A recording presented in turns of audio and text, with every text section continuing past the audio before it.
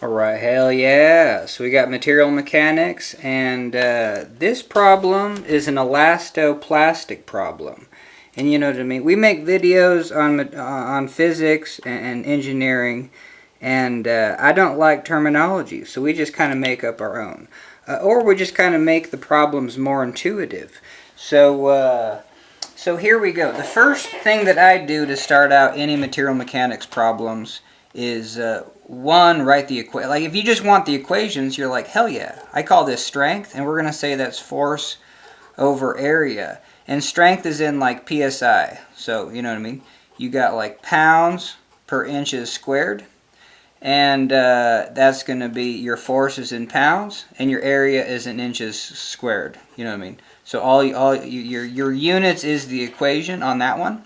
Okay, the second equation for material mechanics, it's a little bit harder, but it's easier if you call this stretch. So one, you have strength, but the books don't call this strength. They call it strain, and I spelled that wrong.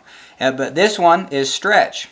Now, it's another two S words, but these two S words make sense. You're like, okay, I know how strong the material is.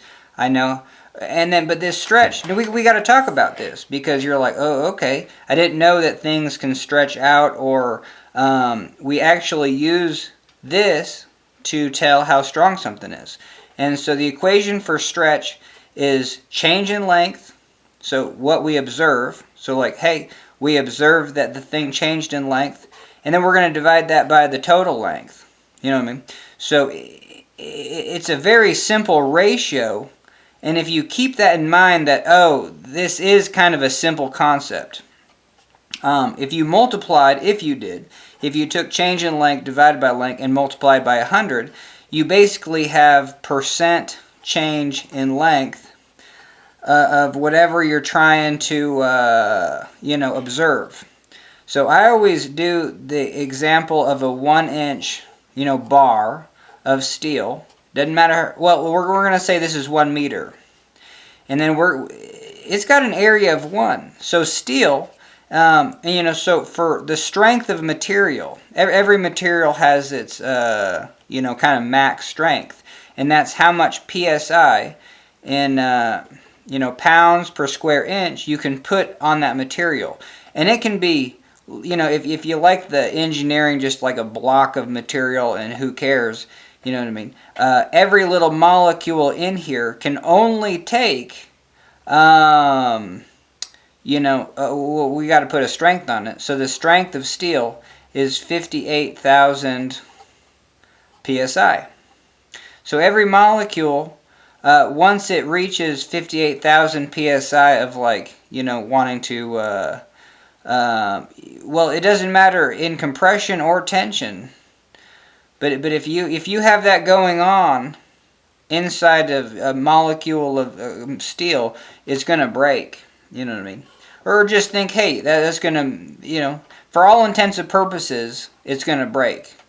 But this problem is kind of one of those like, well, that's not quite the case. But we still need to learn the basics before we tackle, a 2-star problem and a 2-star concept. Okay, so we have a 1-inch chunk of steel.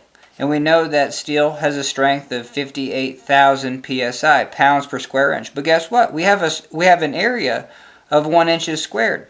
So we can literally use a 1-inch bar of steel. You can pick this up at the steel yard. And you can put a weight on it of 58,000 pounds. And a fully loaded semi is 80,000. A bare semi, unloaded trailer, is like 40 to 50. 1,000 pounds. So that's you could weld this to the top of a semi cab and easily lift the whole thing. Semi cabs are going to be 40,000. So and 40,000 is probably the cab and an empty trailer, so the whole works. 40 to 50. Anyway, but yeah, so you can pull on this. The other thing, so that's one way. So these are your two fundamentals of material mechanics, and I say strength is something that you can measure with a scale. So if you have a scale, hell yeah, you can get a readout. Now stretch is something you measure with a ruler.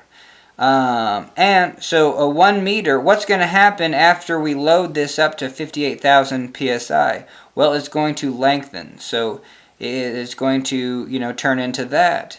And we're going to have a change in length. But guess what? It's going to be, if this is 1,000 if this is 1 meter is 1,000 millimeters. So our change in length, where we say it's going to break, is 2 millimeters.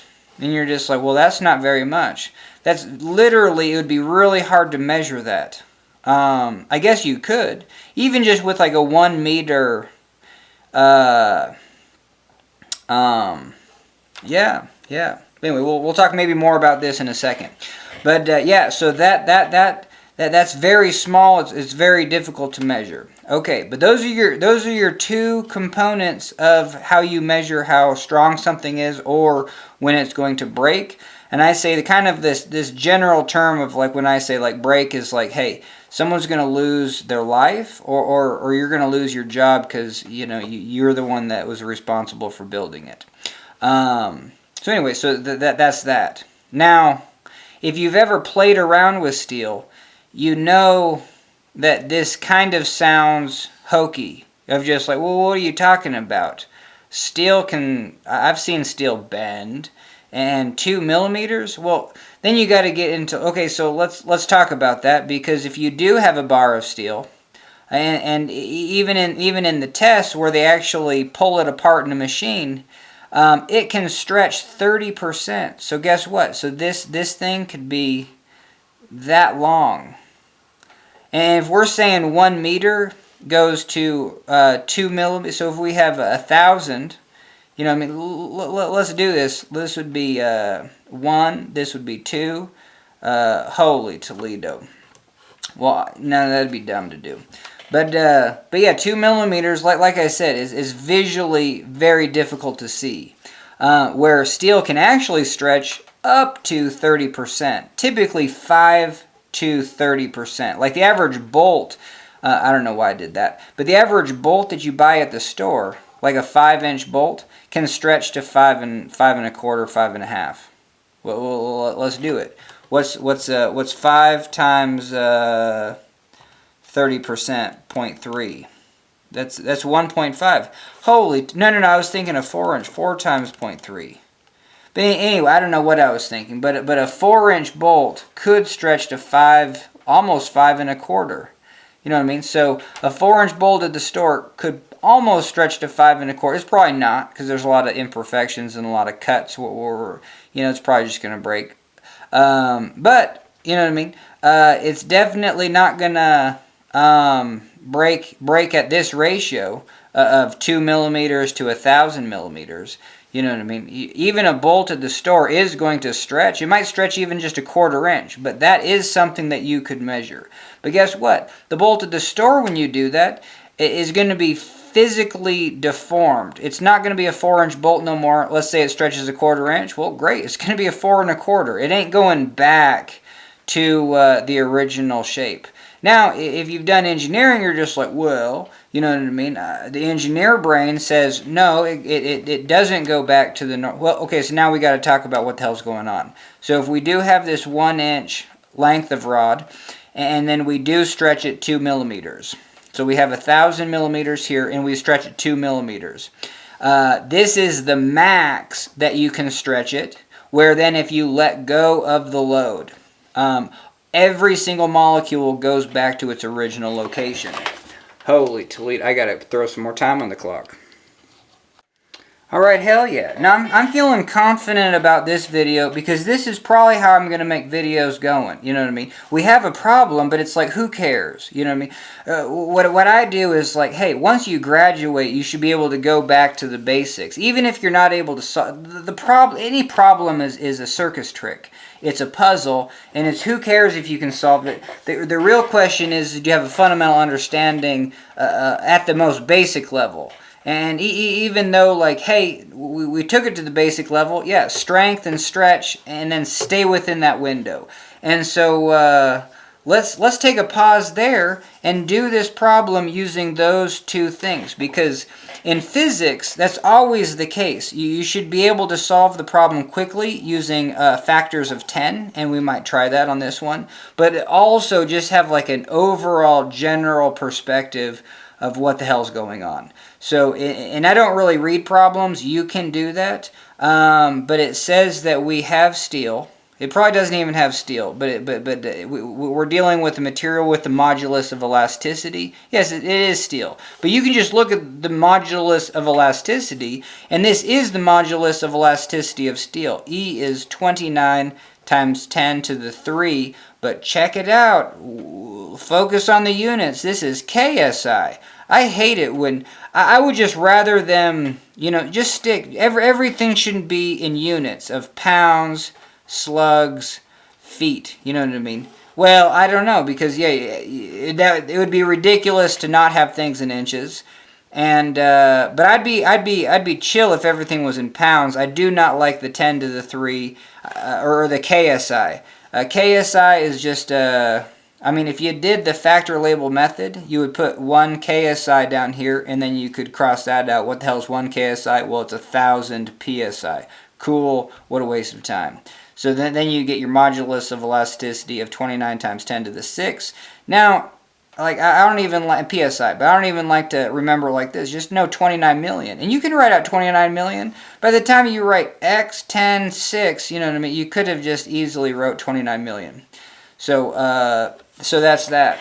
Now, we said that these two equations, but we need 3 equations. You know what I mean? So you have strength is force over area. Cool, got it. Stretch is change in length over length. Those are the two you should just be able to spit out. Now this third one, I'm not going to go into knowing it 100%, but there's a relationship between these. So if you just think strength is EE, I think that's the easiest way to remember. And it's this is when you put this specimen in the machine. You know what I mean? Essentially, I would think of it like this. Hey, we have a load here, and then a delta. You know what I mean? We're going to throw a load on this, and it's going to change in length. So you could say this is change in length, and this is force. So then, hey, you increase the force, you're going to get, you put no force, you're going to get no change in length. You put like a max force of that 58,000, well, hell yeah, you're going to get this much change in length, which is just, 2 millimeters. Cool. And then so you got that. But we had to choose a specimen, and we said the specimen was 1,000 millimeters. So now this number becomes 0.002. And then instead of change in length, this becomes stretch. Call it friggin' stretch, because strain, it's called strain. You know what I mean? But you're going to strain your brain using that term, even more than once. The second you say strain, I swear to God, it feels like you're doing quantum physics, and you're not. It's like you're just doing pounds and stretch. Cool. All right, so and then this load isn't load because you actually, you kind of chose, we're more interested in the PSI. The PSI is the universal factor, because I could have a 1-inch steel rod. I could have a 4-inch, you know what I mean, steel rod. And obviously I can put way more load into this one, compared to that one. So anyway, so this becomes force over area, and we get strength. So, or you could call it stress, you know what I mean? So this is called strain. This is called stress. But see how those just kind of sound the same? And it's not third grade to be like, hey, let's just call this strength and stretch, for a whole year, until you get through the entire course of material mechanics, and then you can go back and then, it is stress, because stress is in PSI, and you're stressing the molecules, you're putting a pressure on them, whether it's a compressive pressure or a tension pressure or a shear pressure. Those are the 3 ways to pressurize, 2 different molecules, you know what I mean? So you can have these molecules getting pulled apart, pushed apart, pushed in, and then pushed past each other, or just sheared, you know what I mean, sideways. Cool.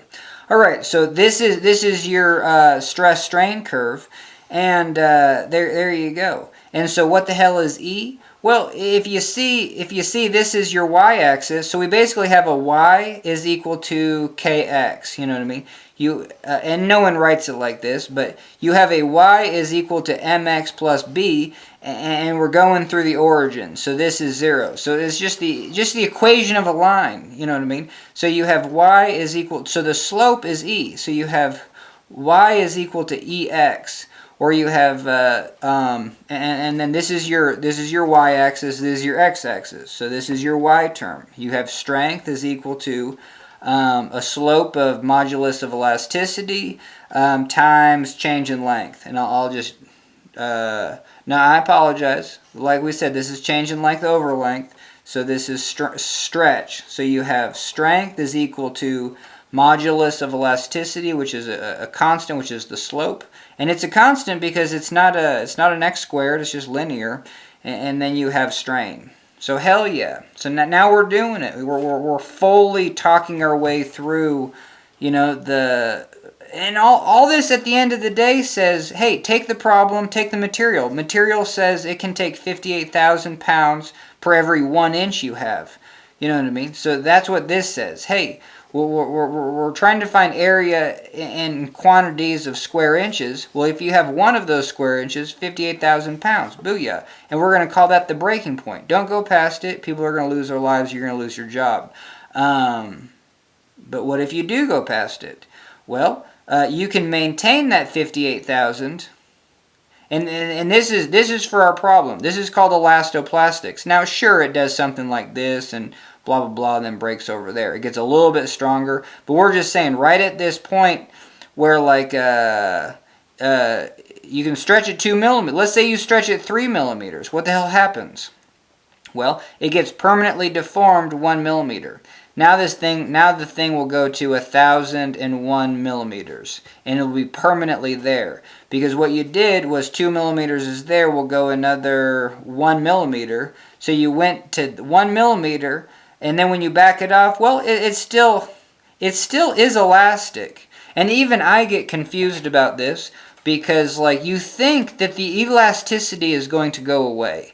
But no, at the end of the day, the elasticity is so small, especially for rigid, you know, that's why your modulus of elasticity, which is basically called stiffness, you know what I mean?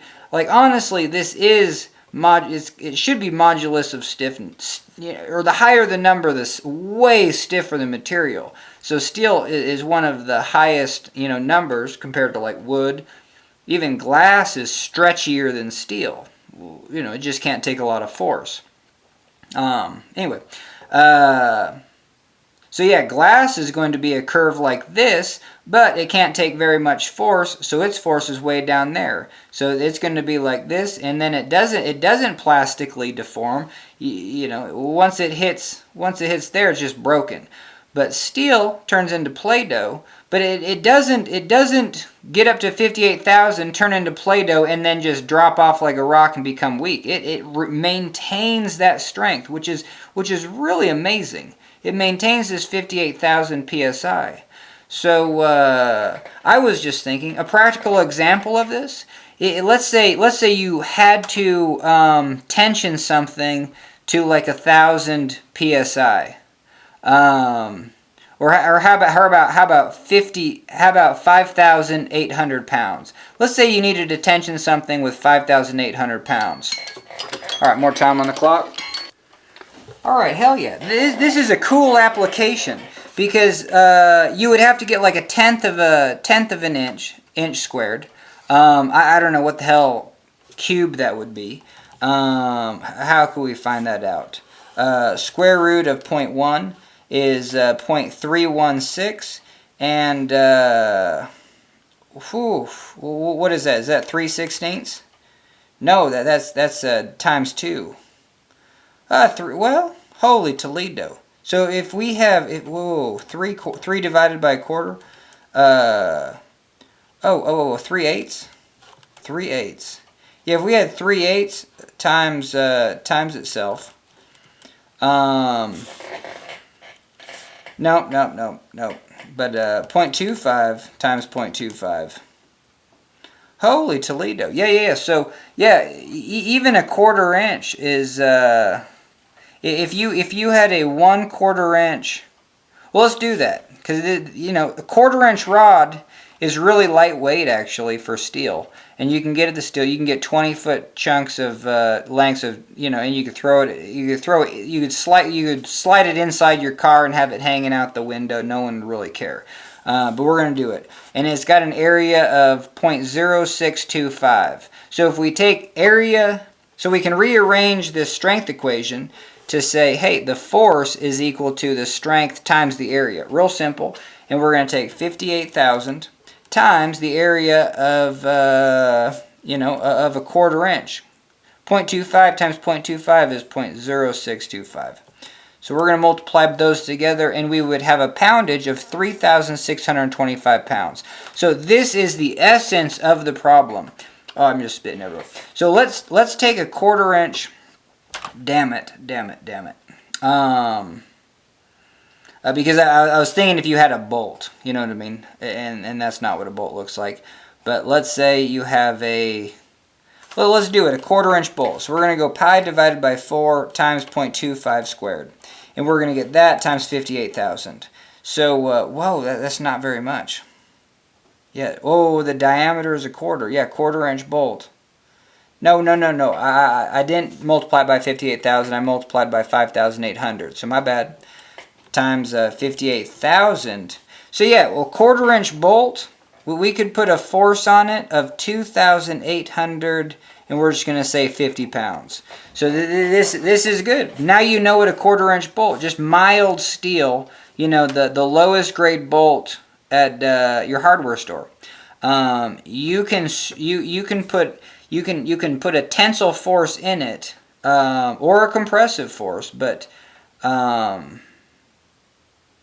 yeah, typically you're holding tension with the bolt, because what you're doing is you're sandwiching a bunch of materials, together, and then here's your bolt, and then here's your end, and then you throw a couple nuts on it, and your nuts are flush with that, and then after you tighten the bolts, what happens? This starts to, let's say you just have one bolt, not two, but this starts to elongate. You have a change in length.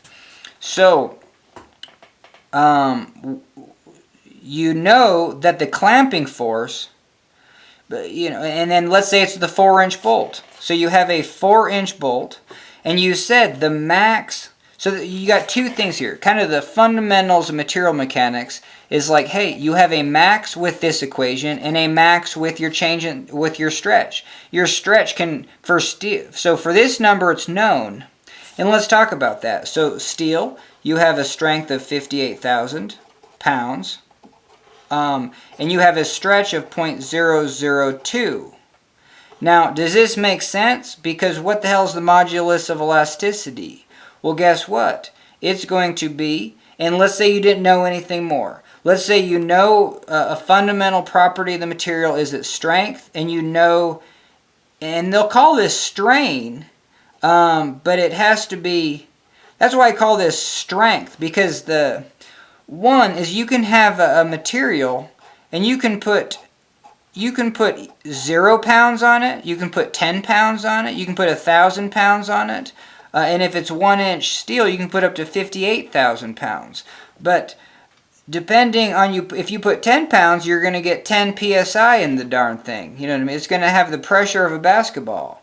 But if you put that 58,000, well, hell yeah, that's its max strength. So calling this stress is one element of it, but calling it strength is very useful, because you're just like, yeah, I just want to know the breaking point. And at the end of the day, I think that's what anyone wants to know, especially like on YouTube, where they're just like, yeah, how strong is that?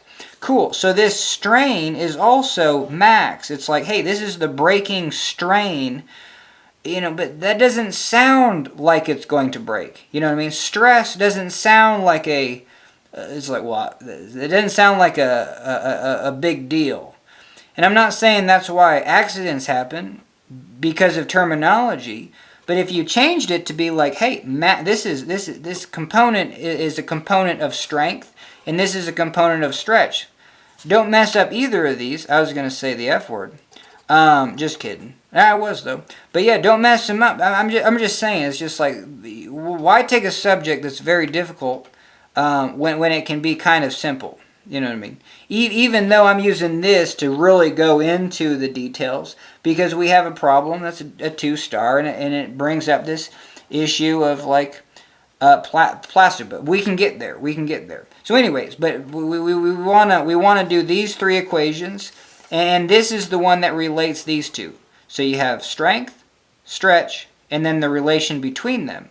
So if we rearrange this equation, but let's say you don't know, because I would do this in other videos. Let's say you don't know the relationship between these, but you know E is a massively big number. And then so you have these other 2 numbers. Well, let's say you took this divided by this. Well, a big number divided by a really small number gives you a massive number. So honestly, that's going to be it. You know what I mean? Yeah, that's it. So E is strength divided by stretch. Cool. And let's do that. Let's take these 2 numbers and divide them. So I'm not going to write it twice, but 58,000 divided by 0.002. And we get 29 million. Look at that. Look at that. Just perfectly. Now, so you're going to be, steel is the only one you need to memorize, or I would. I would memorize it, and then we'll do it for newtons and SI units, because the strength in SI is 40. No, I'm sorry.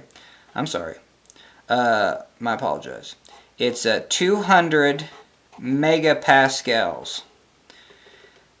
No, damn it. Hopefully I'm getting this right. Nope, got it wrong. Okay, see, and the other thing here, because strain is 0.002, this is really hard to kind of see in the wash, but 58 is 29 times 2. You know what I mean? 58 divided by 2 is 29. So 58 divided by 2 is 29. Like that's kind of a hard one to just kind of see, 58 and 29. But that means that, now check this out. I mean, you have 3 extra zeros here. You know what I mean? So if you divide by 2 and add 3 extra zeros, you have your modulus of elasticity. So strength is 400 megapascals. See, I'm using this trick because I'm like, I didn't know, because modulus of elasticity and strain is 0.002. That's one way to do it, but I just know that strength and the modulus of elasticity of steel in SI units, so this is 200 gigapascals. And let's do a check on reality. So 400, this is times 10 to the 6, divided by 0.002. This gives us 2, and we're going to divide by 10 to the 9. Yeah, this is 200 gigapascals. So this is 200 times 10 to the 9 Newton meters squared. There's your force divided by area. That's why anytime you're working with pascals, definitely just work with Newton meters, because the definition of a pascal is a Newton divided by meters squared. It'll just make material mechanics so much easier. Anytime you hear or see the word Pascal written, number one, take it to this notation. So it's not super confusing of like, what the hell is a gigapascal compared to a megapascal. Alright, hell yeah, more time on the clock. So we were saying that yeah, make these into the whole number. And, you know what I mean, it might help you to just write out what 200 times 10 to the 9. That's 200 and then 9 zeros. You know what I mean? That's actually not that hard to write out, and it might give you a more visual representation. This is the largest number that you'd come across with the SI units, is because a Pascal is like hardly anything. 1 Newton over the area of a meter is the pressure of 2 sheets of newspaper. You know what I mean? It's a very small pressure. 2 sheets of newspaper over a 1 meter area is a quarter pound, and that's basically a Newton. Newton's a quarter pound, and a meter squared is a pretty big area. And 2 sheets of newspaper. That's just 1 Pascal. That's why this number is really big, and it's just good to know that. And there you go. 400 megapascals is 400 and 6 zeros. You know what I mean? So it's 400 million. So 400 million, 200 billion. You know what I mean? So no one's ever going to say this is 400 million pascals, but that it just has more of a ring to it, you know, just more of an understanding compared to 400 megapascals. Just because the difference between mega and giga is a factor of 1,000. So anyway, and then just to check on reality, 400 divided by 2 plus 3 extra zeros is the same thing we get here. 58,000 divided by 2 plus 3 extra zeros. All right, hell yeah. Now, we were going back to this bolt that helps us understand what elastoplastics do. Because what I was saying, the reason I did that is because we want to instantly, we already did it for strength. We said, hey, we have a 1/4 inch bolt. Let's find the area of a 1/4 inch bolt. Area of a 1/4 inch bolt is pi divided by 4 times 0.25 inches squared. You know what I mean? So there you go. Pi divided by 4 times 0.25 inches squared. We got an area of 0.049 inches squared. Now, that might not be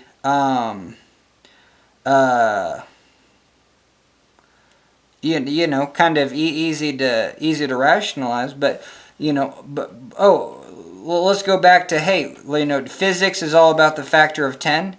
You know, what the hell is this number?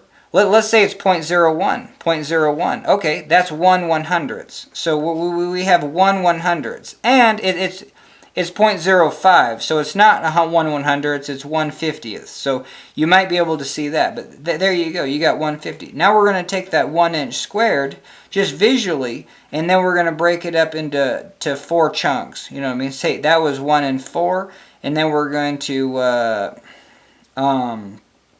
take those and break them up into another 4 chunks. So now we have 1 and 16. Is that right? Yeah, 1 and 16. Cool. So now, doesn't sound right.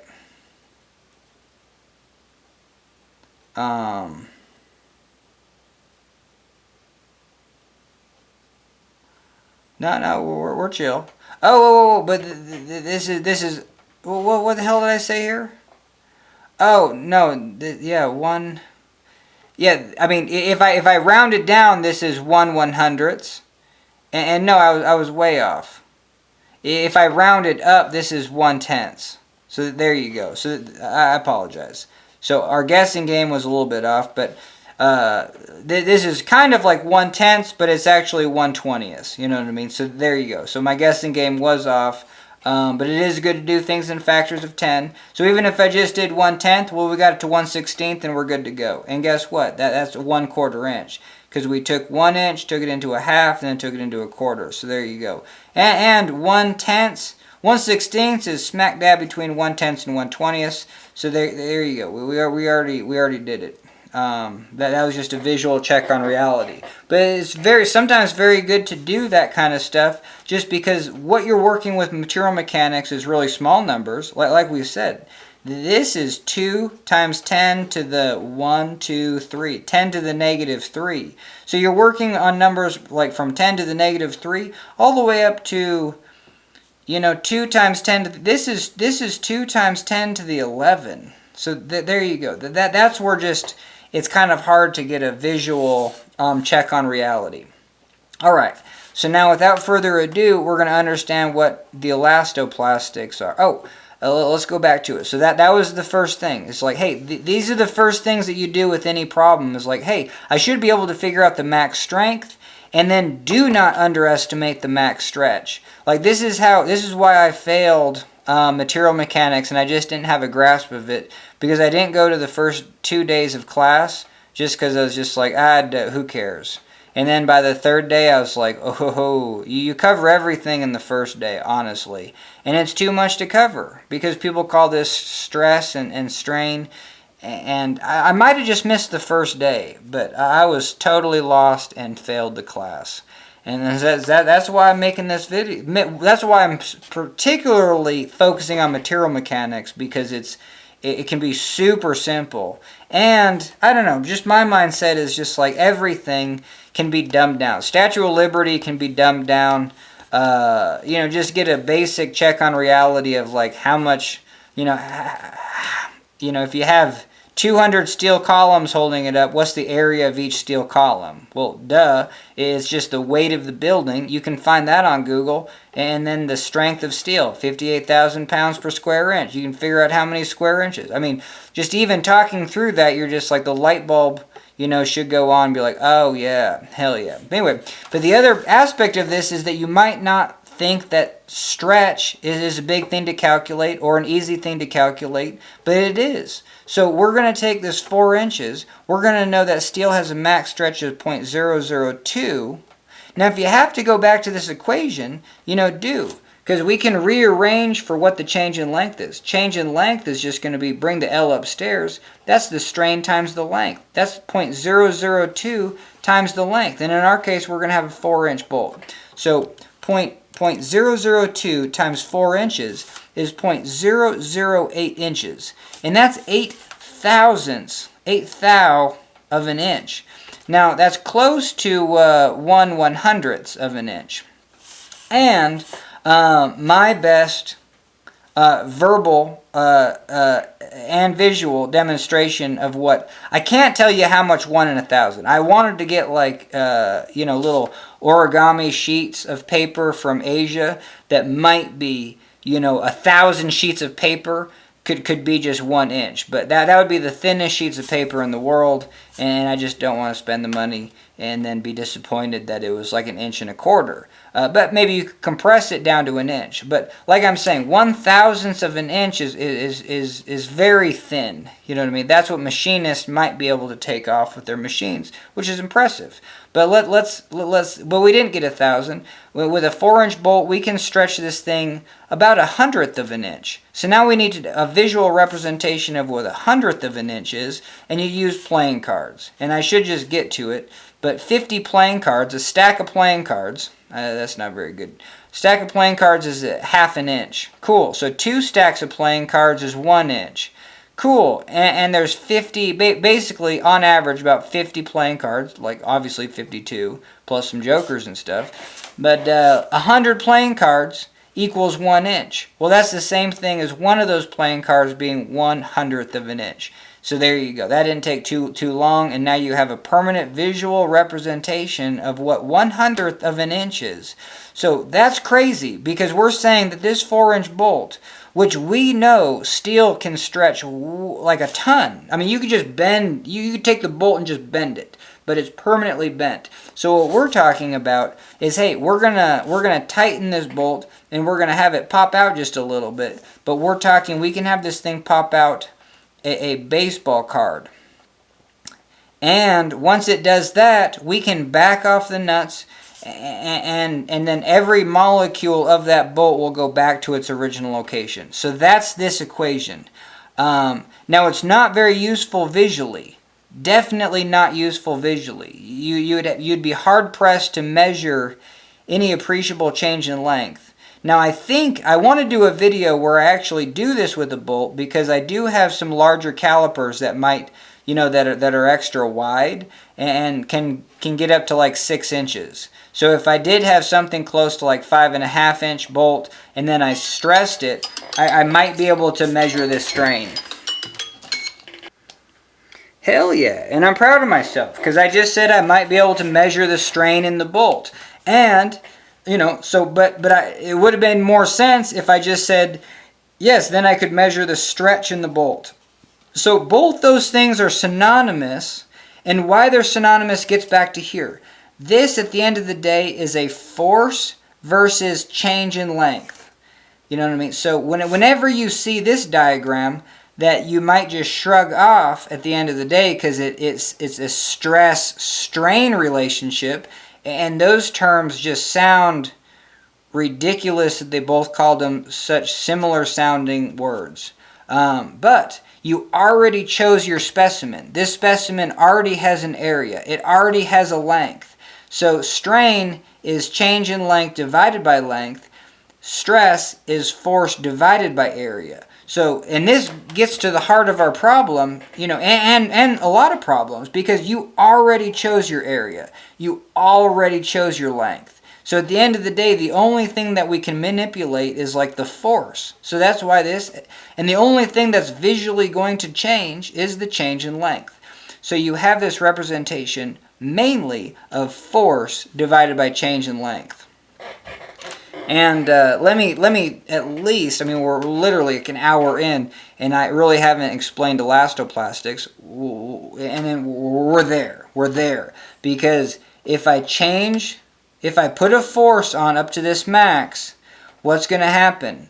It's just going to start changing length. And then if I try to put a little bit more force on, it won't let me, but it'll just keep changing length. And this process can be a long and drawn out process, especially if you're turning a bolt and you're just turning a bolt one crank at a time. You could do this for 5 minutes, before and it's just going to lengthen and lengthen and lengthen and lengthen. But at some point it's going to break. You know what I mean? This elongation process isn't eternal. But for steel, it can be anywhere from 5% on the low end to up to 30% on the high end. You can stretch something up to 30% of its length, which is incredible. So let's just run that. So 4 inches times 0.3 is 1.2 inches, is almost up to 5 1/4 inch. Now that's impressive, because you can take and maybe just 5 1/8, respectively, but somewhere in between.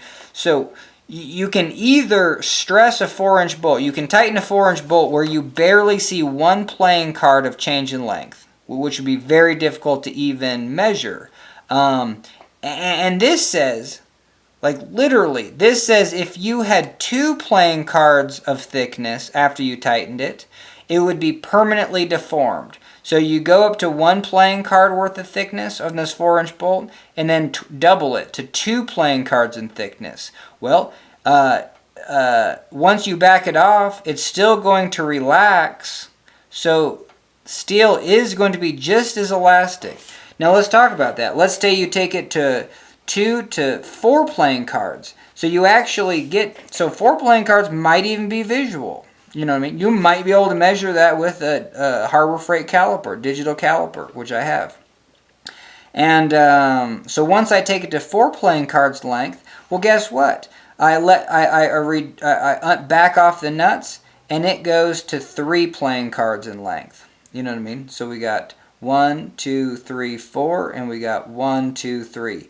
So you're always gonna on a 4-inch bolt, you get 1 playing card, 1 card of change in length max before you're gonna cause plastic deformation. But once you back it off, it's going to back off 1 playing card, because it's always, and I don't spend much time on that, just because you would think like if you stretched it to 8 playing cards, you know what I mean? We doubled it and then quadrupled it, but it's still going to be elastic, and once you back off the nuts, it's still going to follow the same -1 playing card. So you're going to go back to 7 playing cards of change in length. So it's permanently plastically deformed by 7 playing cards. When tensioning it, you measured 8. So I guess let me repeat that again. It's very fascinating that when things follow this plastic, once they go plastic, and then you back off the tension, they're not rigid. They still elastically go back. And I might have to look at the literature, because you have this aspect of strain hardening where that the curve actually goes up here, and you're getting more. You can put actually 60. You can probably put like 60. You can probably put 68,000. So 58,000 is a good number to know, but this is just the yield stress. So see how calling this yield stress doesn't really help you understand anything. It just throws another terminology at you.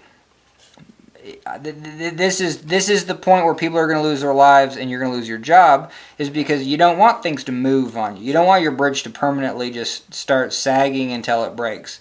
But steel does have this capacity, as when it does stretch, it kind of rearranges the bonds. Like, let's say you have not necessarily porosity, but let's say you have all these strings and you have little gaps. What's happening is that when you tighten them, all the little gaps move to the outside. And this is technical, because it's basically, I think it's called ionic. Is it ionic?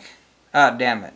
It's the bonding that's kind of like magnets, yeah, it's ionic bonding.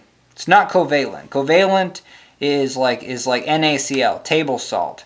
The second you break those bonds, you got two pieces of table salt. You know what I mean? But ionic bonds, hey, two of them can get broken, but they can mesh on with the other ones. So when you do stretch out something, now you're just getting a finer, all your voids are getting pushed to the outside. And in not too many words, that's what's happening. And you actually get more strength out of your material. Cool. Now, does that make it go back down the same elastic curve? I think so. I'll have to check the literature if there's any point on this curve where if you stop the load, it won't go back down this elastic modulus E. You know what I mean? But yeah. That would be for further research. Okay, cool. But we've showed the two different things. Yes, you can calculate the stretch, and it's really tiny, and it might seem insignificant and not worth calculating. But these are the two fundamental principles of material mechanics. One, you can put a scale on something, measure its strength. I think we all get that. The other one is you can grab a ruler and measure its stretch, or just know it can only stretch that far. But this problem says, no, we are going to stretch it past its limit, because we can. And there's a lot of applications where things do get kind of squashed or stretched, where they do get into this plastic range and then just stay there. You know what I mean? The strength of the material is still 58,000. And that gets me back to my original point, why I chose, like, hey, if I want, so a 1/4-inch bolt can generate you can put a max force of 58,500 pounds. If you do put that load in, you're going to see one playing card of stretch. If you put more than this, if you try to put 3,000, well, you can't. It'll only take 58,000. You will only register 58,000. When you tighten another crank on the nuts, you're not generating more force at all.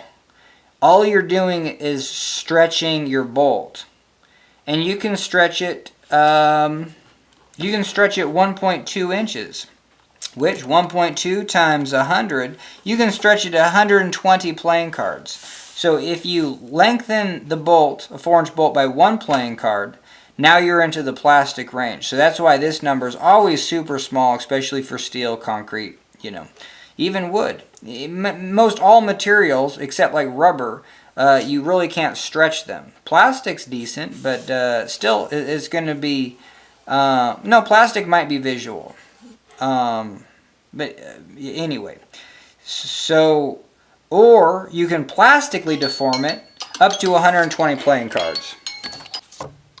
Alright, hell yeah. So that's it. That was, probably an hour tutorial on just a general understanding. So we're going to take that general understanding and try to see what we can do with a 2-star problem. And honestly, I consider this problem fairly easy. So, alright, first rule is material mechanics. Strength is force over area. Stretch is change in length over length. And then there's a relationship between the two that I'm just going to call that. Now, you do need to put all these together, because once you do, I think the first formula to just memorize is change in length is FL over EA. This is one that definitely combines them all. And let's say you knew that change in length was FL over EA. Well, let's get these two out of that. So let's rearrange this F. We're going to put F divided by A and then L divided by E. Well, guess what F over A is? That's strength. Strength, length over E. And then what should we do? Well, let's just take both these to the other side. So we're gonna have change in length E divided by L is equal to strength.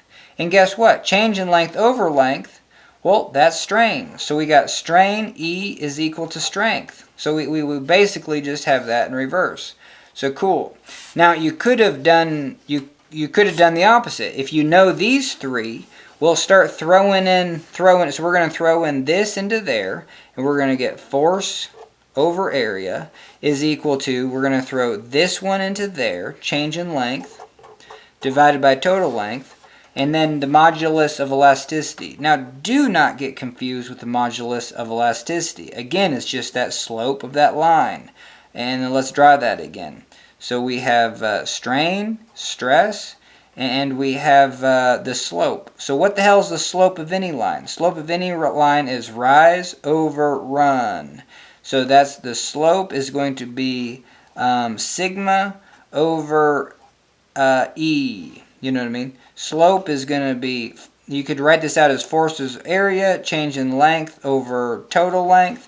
And then you could say slope is going to be force divided by area divided by change in length. So I'm just going to flip those.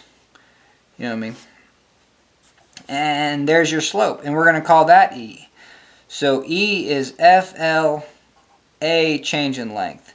Well, let's see if that makes sense. So we're going to say E is, L goes upstairs, FL, and then A, change in length, comes downstairs. Cool, so we have a check on reality there. And there you go. And then we found what the modulus of elasticity is.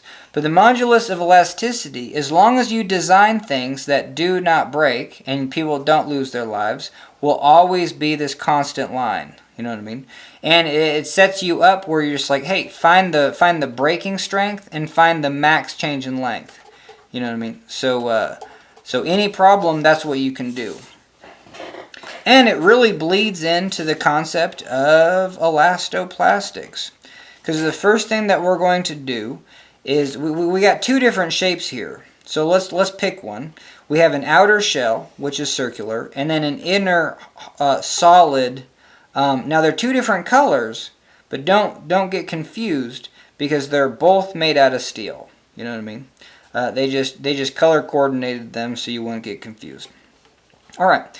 So we're gonna find. All we got to do is find the area, or basically this area of the shell, and then the area of that, and we can use our first equation. We can find the strength max of this one. So the strength max of this one, well, is going to be pi over 4, and then the outside diameter minus the inside diameter. So that's going to be 3 squared minus 2.75 squared. That's the outside diameter, 3 and 2.75.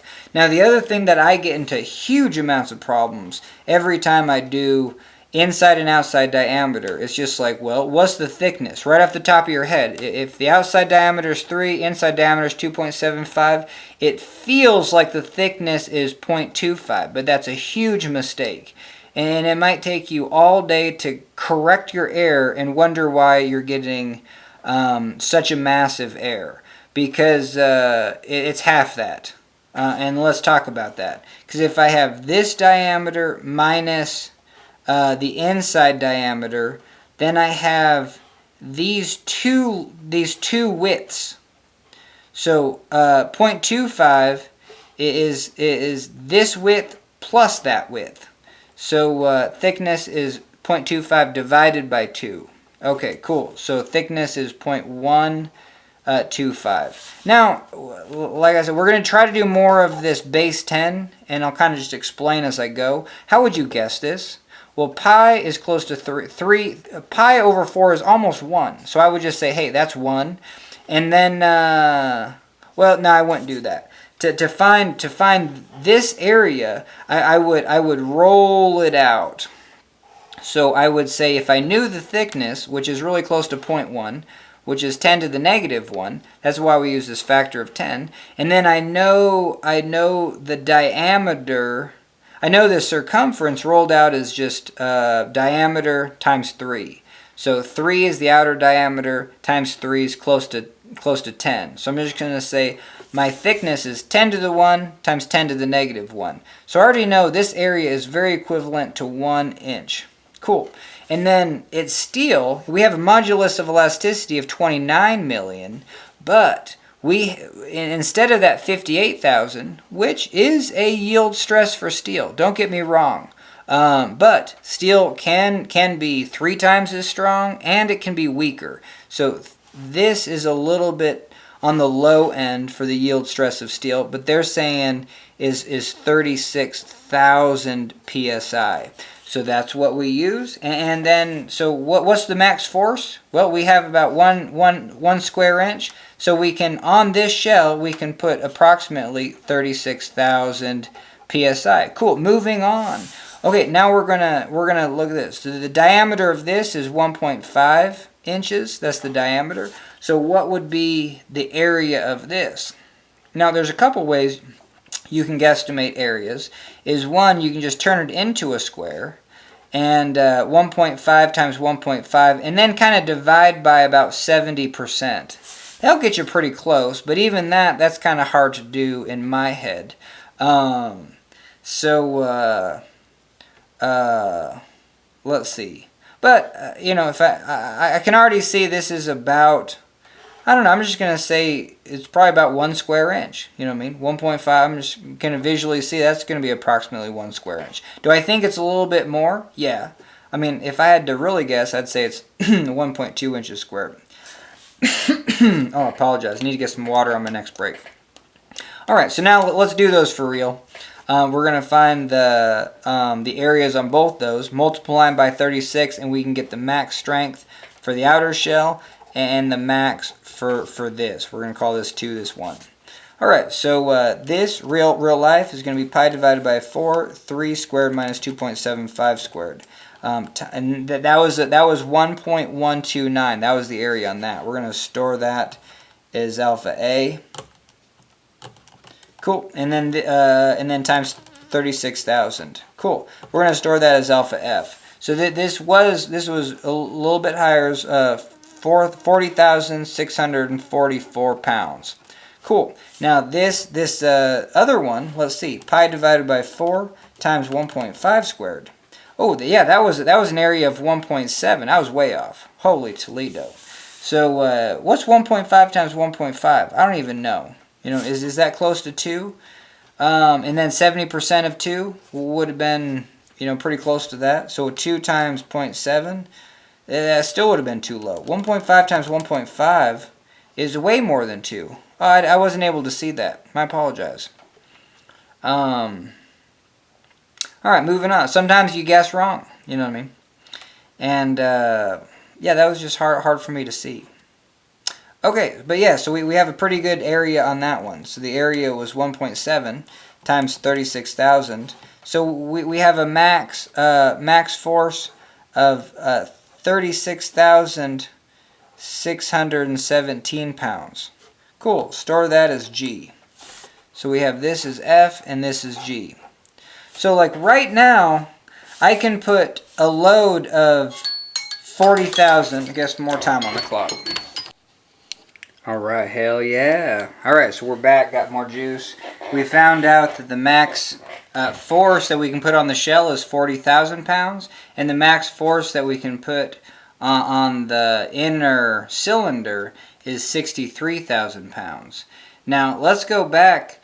elastoplastics do have this easy, intuitive nature if you just kind of like go with it. You're just like, oh, never thought of that, and that really does make it easy. So I said that we took a 1/4-inch bolt and we could basically, stress it to 3,000 pounds, and then once it lengthened by any visual amount, that would be 3,000 pounds, no more, no less. So you could take a 1-inch bolt, which would be 70% of 58,000. Let's say it's 40,000. So I could take a 1-inch bolt and then stress it, or like crank the nuts to whatever I'm squashing with the bolts. And if I see a visual change in length of this bolt, well, guess what? I've induced a pressure of 40,000 psi. You know what I mean? So that's what, it doesn't seem intuitive, but the second you make that intuitive and you're just like, whoa, this is a property of a material that once it hits this max and once it actually visually starts moving, well, it doesn't go down. You know what I mean? The force per area, and your area really didn't change. More on that because your area does get smaller, but the initial, well, that's the other thing. There's a lot of material mechanics properties that you're just like, yes, we're going to measure the initial thickness, the initial height, the initial thickness of this. But you do know, I mean, that's where it's just like, do you need to know everything right off the bat? Well, I like, hey, let's find really simple ways to guess what the hell's going on. But then, yes, if you do squash this, Poisson's ratio says the area, kind of gets like larger in all directions. So, and if you start stretching something, well, it gets thinner. You know what I mean? Width-wise, it'll get thinner. All right. So, but yeah, that's the cool thing about, I could choose a 1-inch bolt and then, physically crank on it until it's actually permanently plastically stretched. And I think we all got that from like from the one playing card to the, well, just even visually. If I can visually measure like a 1/4 inch or even an 1/8 of an inch, if I could measure an 1/8 of an inch stretch of this bolt with some Harbor Freight calipers, I would know I'm in that plastic range. And there's some other material mechanics problems where you're just like, oh yeah, that's the other thing that really helps out these elastoplastic problems. It is back to, if I have that 1 meter, I can only lengthen it 2 millimeters out of a 1,000 millimeter length. I can only lengthen it 2 millimeters. That's not visual. Like, that's very difficult to be visual. So what we're saying, and then how do these plastic problems arise? Well, they're just like, hey, I'm actually going to fit up two lengths of steel, and I have them in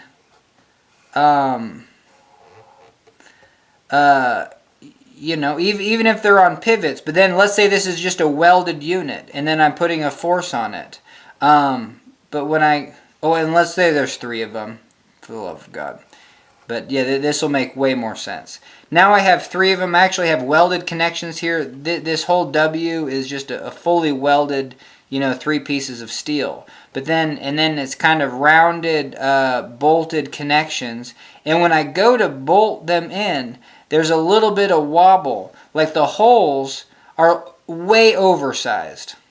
And then when I go to, so when I actually set this in place, when it's resting on this first bolt, guess what? It's not resting on these other 2 bolts. So, visually, the first bolt is resting, but then the other bolts, well, they're like way up here. And then once they're stressed, yeah, then they'll seat against, whatever they're attached to the wall. Let's say these are attached to the wall. Anyway, I think you get it. But if we, and these are 1 meter long, but if we have a fit up where this is more than 2 millimeters, which 2 millimeters is so small, So this happens all the time. You know, if you have a welded fit up, you know, of 3 different things, this is where you get the what do they call it? Indeterminate, where you can't determine the forces in any of these, you know what I mean, very accurately. But what happens is that, hey, let's say this load is a load that can only be withstood by all 3 of these. But right now, this max load is only on 1 for up to this 2 millimeters. So then this one, and let's say this is 4 millimeters, okay? And then when we put the load, this middle one is going to go plastic. It can't take a change in length of 4 millimeters, and it just did. It took 4 millimeters to seat it up against these other. These other ones are not stressed at all until that 4 millimeters, and now they start to take the load. But this one is hella plastic now, and let's say these are 1-inch rods, and you know, so now this is up to 58,000 pounds, and let's say we need to carry 150,000 pounds with this load. Well, cool. This one got up to 58, and now the other 2 are carrying the other components of that load. You know what I mean? So it's kind of nice to do, and that wasn't too much of a side tangent, because I would definitely do 2 problems at the same time. I tried to do that in my last elastoplastic problem, and I just got rushed. Where even if my videos are like 4 hours long, as long as we're, you know, covering topic after topic, and there's a nice flow to it, you know what I mean? Ooh, we don't run out of breath. I think we're good to go. All right, so hell yeah. So that, so what we did just right there is literally what I would do in the first 2 seconds of doing a problem. I either write these or know them. You know what I mean? So these 3 equations, and then I just, you know, pick the max. And so we already picked the max for the stress, and we got that and that. Cool. Now let's just do the other thing, is just pick the max. Even if our problem doesn't even, you know, even if it's asking something totally different, like I always pick the breaking strength and how that's related. Pick the breaking strength of the material and find the force, max force that I can do. That's what I did there and there. And now let's take the material and find the max change in length. Cool. So that's going to be this length times the strain of steel, max, which is going to be the length times 0.002. Cool. So for the first one, our change in length 1 is going to be 15 inches, because that's how long this thing, 15 inches times 0.002. Cool, we get 15 times 0.002. And we get a max strain of 0.03. Now, I've done this problem, and the change in length isn't this much at all. And because we actually have to go back to what it's giving us the parameters. You know, it doesn't actually say the strain is 0.002. It does say it's steel, but it already gave us E and strength. So we do know that strain, and then how would I find strain? Well, strain is going to be a small number. So let's take strength and divide it by a really big number, E. That'll give us a small number. Cool, let's do that. So we're going to take 36,000 psi divided by 29 million psi. Cool, and then we get 36,000 divided by 29, 123 million. And we get 0.00124. So my calculated strain of 0.002 was off for this problem, so we're going to store that as alpha E in our calculator. Actually, I want to store it as something different, but I guess, no, we're chill with that. Alright, so 15 times 0.00124 is 0.0186. You know what I mean? Alright, this is such a bummer when I do not set my 10-minute timer, because I went over quite a bit. So we found the change in length of that one, and it was 0.01862. And then we wanted to find the change in length of the cylinder. Now the only thing different is its length, and this is 15 inches tall from there to there, but we do have a gap of 0.01 inches. So then I just said 15 minus 0.01 is 14.99. So cool. So we have 14.99 times that, that strain value that we calculated, 0.0124, and we get about the same number, 0.01860, just a little bit less because it's less length. Cool. So that was my first two checks. That's the first two things that I do. I take a problem and I find, if I know what's the max strength, and I find the load that I can put on it. Then I find the max change in length. Cool. So so now, and then we need to get back into kind of elastoplastics and kind of what that means. Let's start with change in length, because that's the first thing that's just like, well, if you have an understanding that, sure, this is your max change in length, but it's really a small number. And we know that, like, let's take braking strength. I think that one's more just kind of makes sense. Oh, man, my timer also got messed up. All right, hell yeah, we're back, and we're back on track. So for max strength, this is the force where, hey, things are going to break, right? People are going to lose their lives, or you're going to lose your job, right? But we know that's like, well, that's not the full picture. That is true, but this is where things are also just going to stretch out. Now, stretch out might mean they're going to break in the next, in the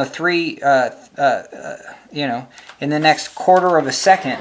You're going to have a catastrophic failure, potentially.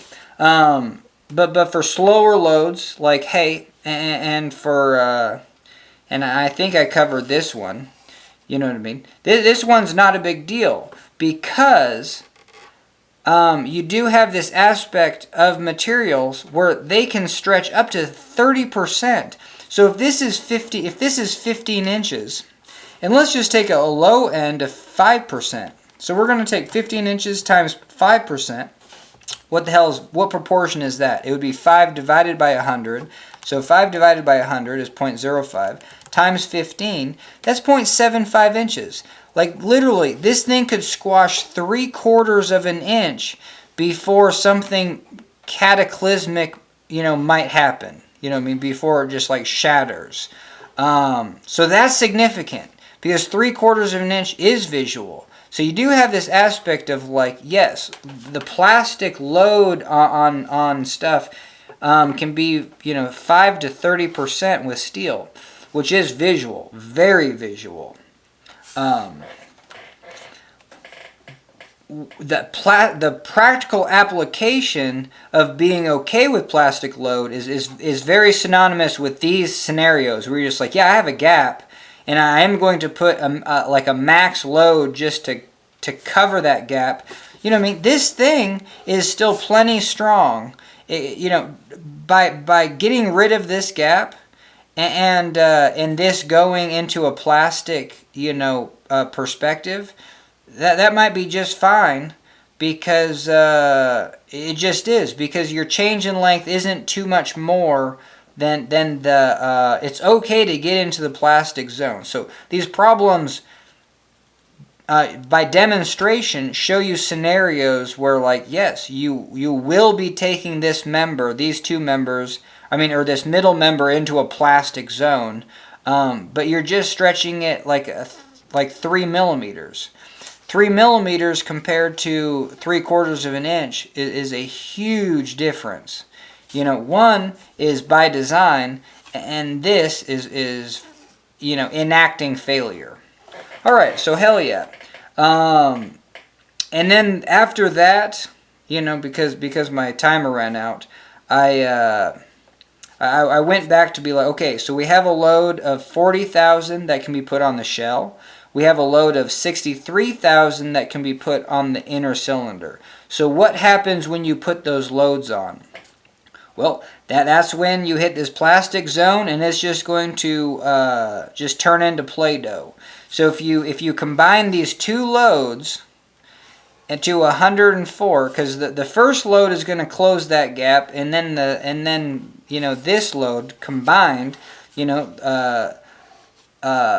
if you get up to 104,261 pounds, if you get higher than this, the whole thing is going to turn into Play-Doh. That's when you're going to get a 5% decrease. You're going to go from 15 inches to 14.25, and then the whole thing's going to like, you know, shear to 45 and then break. Cool, but that's a long way to go to get to 14.25 inches.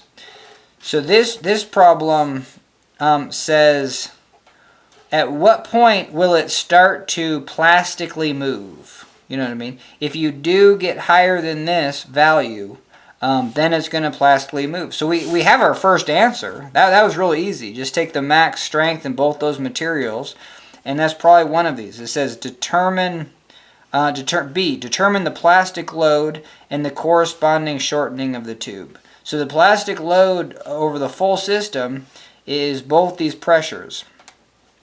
And now the question, now we kind of get into, so we're going to grab another sheet of paper, and now let's look at some of the questions.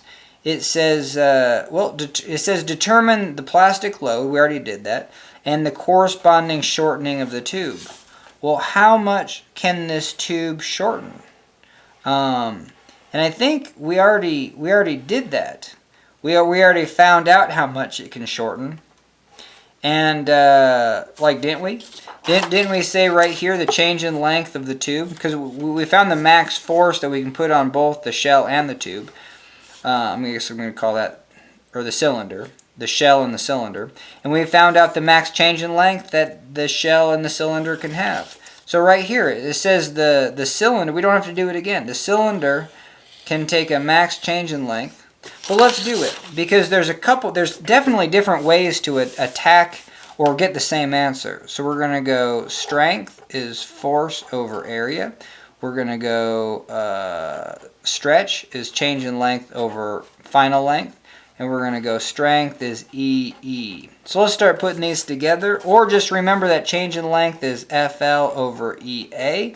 And cool, isn't this what we want? Don't we want to find the change in length? So we could say the change in length of the cylinder is equal to the force on the cylinder, which we stored in our calculator as G. This was 63,000. So once you actually calculate one or two parameters, store them into your calculator as letters, because even though you're not finding the simplest, I mean, because we said change in length at its simplest was just strain times length 2. And we said strain was, how did we find strain? Well, we used this relationship, you know what I mean? We said that was the strength over area. And if we don't call them strength and stretch, we can say that this was the yield stress divided by E, the modulus of elasticity. So we threw those in there. This is for those that really just like equation-oriented knowledge. And so we said change in length of the cylinder was yield stress divided by modulus of elasticity times the length of the cylinder. And this gave us that number. Now let's do it this way. So we're going to say change in length 2 is FL over EA. So we're going to continue with what we were doing. Force was 63,617. I have this in my calculator as G. Length is 14.99. E is 29 times 10 to the 6, 29 million. Area, I think I stored that as alpha B. I did not. Area of this is pi divided by 4 times 1.5 squared, diameter squared. And I'm going to store that as alpha B. And we have 1.767 inches squared. So, hell yeah. And so it's just a lot of, this way is just a lot of runaround, because this was the simpler way to do, this was the simpler way to do it. But this will get us there. So we have alpha g times 14.99 divided by 29 times 10 to the 6. Whoa, whoa, whoa. Woof. All right. And then divided by alpha b, which is the area. So we get a change in length of 0.0186 0. So yeah, we'll just 0.0186 inches. And so that there you go. But this problem basically says, hey, we're going to set this as the datum. And, you know what I mean, if you answer a problem, you set your own datum. You know what I mean? You could set it here. And you, well, I don't know. It says determine the plastic load and the corresponding delta P.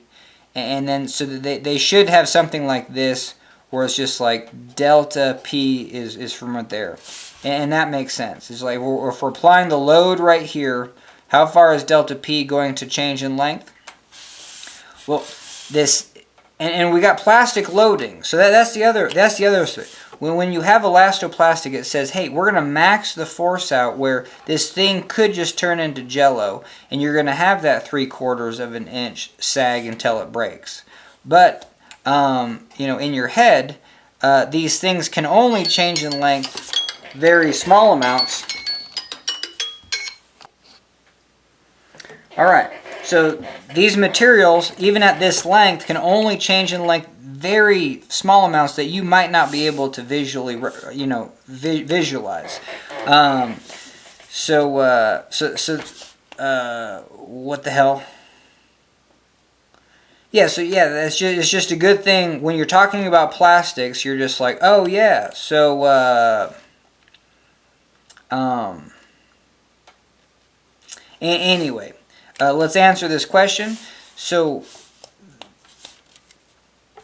to get this tube to change in length, you have to, one, put a force on this so it goes plastic, probably, and put a force on this so it goes plastic. Probably. And if you do that, the whole thing is going to go plastic. And at what point does that happen? Well, it happens when the tube gets to 0.186 inches. Now, if we take the datum right here, you have this gap of 0.01 inches. So you have to add 0.01 inches to this, and then you'll get your delta P in the back of the book of 0.0286 inches. So we solved that one. Just from a very intuitive perspective, like hardly having to use too much, you know, really hard, you know, not too much just equation oriented. That was more just like, hey, what's going on oriented. Now this first one's probably a little bit harder. And I should just say, when you close this gap, maybe a question is, will this be plastic? You know what I mean? And if you go back to, you know, the first two things that we did on this problem is you say, hey, the change in length of 1 is 0.01862.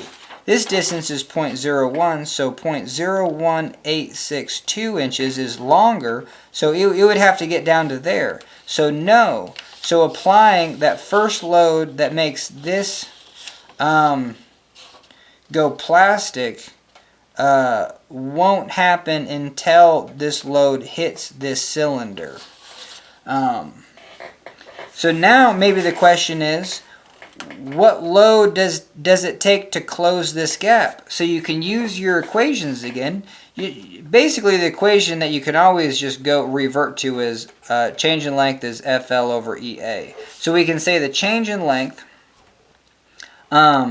so we want to close this 0.01 inch gap up. We know that. We know E. You always know E.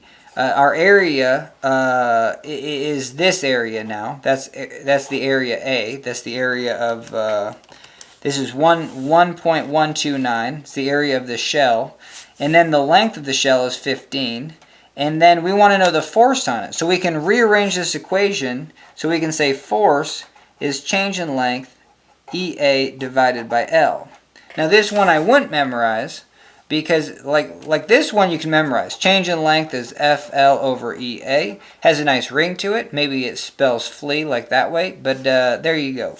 And so when we do this, this is going to be the force to close this gap. So let's do that. we're going to have a change in length. Well, obviously it's the gap, 0.01.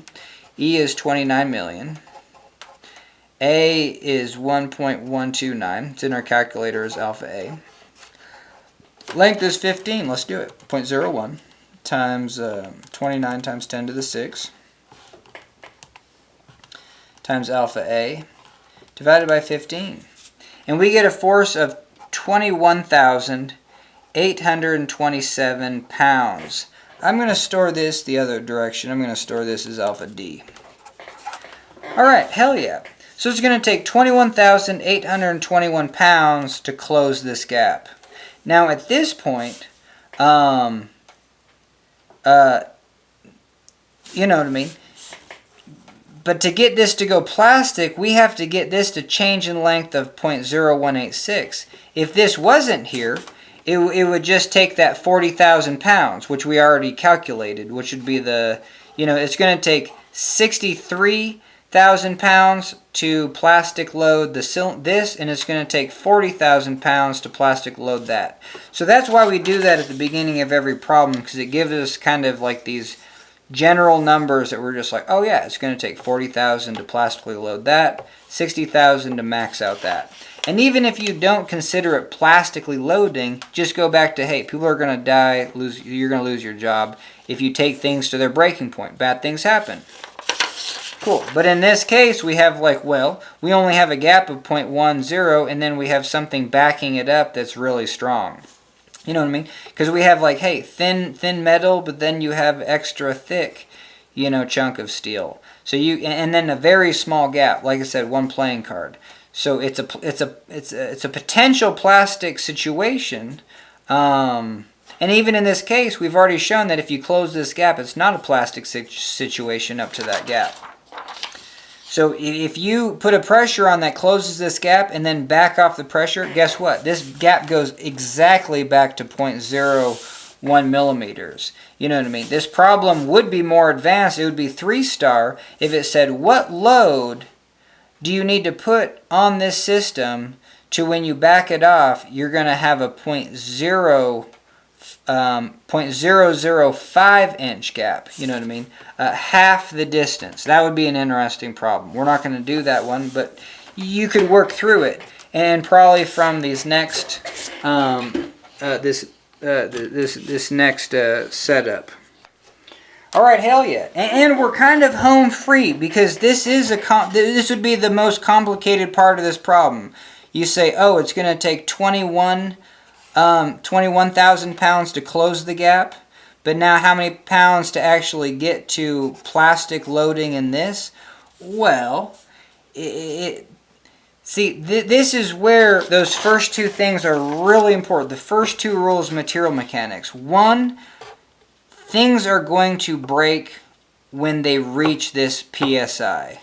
So the second that this reaches 36,000 PSI, it's done. It's plastic or it broke, right? But it didn't reach 36,000 PSI to close the gap. And then once it starts to push on this cylinder, well, the cylinder's pushing back.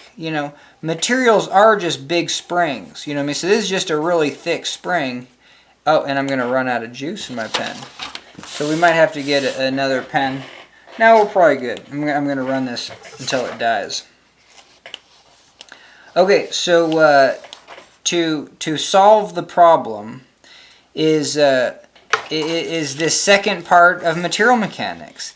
Is that, hey, if we get this change in length, if we observe, even though it's very difficult to observe, if we observe this change in length, yes, things are broken, things are plastic, people lose their jobs, all things that potentially are bad.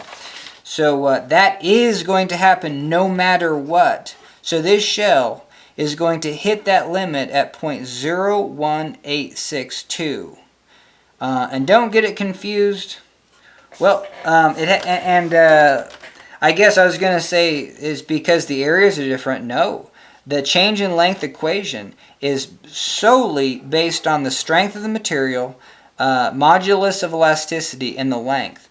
basically the way you can lengthen something is solely based on how strong it is and by how stretchy it is. Modulus of elasticity, is basically, or how stiff it is. You know what I mean? Because if it's hella stiff, this number gets real big, and your change in length is small. So this is kind of a modulus of stiffness, just the way it's used, in where it's located in the equation. But it has nothing to do, and I definitely wanted to bring that up, because we mentioned that if we have 1 meter by 1 inch bar of steel, we can lengthen it 2 millimeters. Cool. Now let's say I have thin welding wire. Now let's go back to what this means. It means that if I do lengthen it 2 millimeters and then back off the load, every molecule will go back to its original location. Okay, that's what that means. And if I go farther than that, it's going to be permanently stretched. So now the same thing with very thin steel welding wire. I have 1 meter of it. What happens when I stretch it 2 millimeters? Well, if I take that load off, all the molecules go back to its original position. So see how it has nothing to do with the amount of material? It has everything to do with just the length and kind of the properties of the material. Steel, 0.002. For our problem, it's 0.00129. All right, hell yeah. So now we use that aspect of material mechanics. What the hell is the change in length to kind of solve that in-between hard part? We got down to 0.01 with just this shell, and we got 20,000 pounds. So now what we're going to do is we're going to go to the cylinder and say, hey, or we're going to take this number. Oh, got to get more light.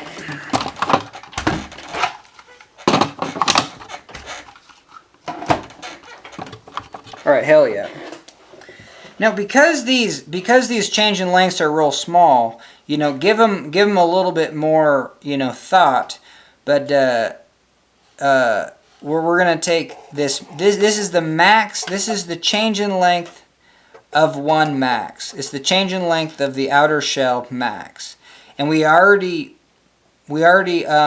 pushed the shell down to close the gap. So we're gonna minus 0.01, and we're gonna be left with 0.00862. So let's do that. We're going to go alpha E.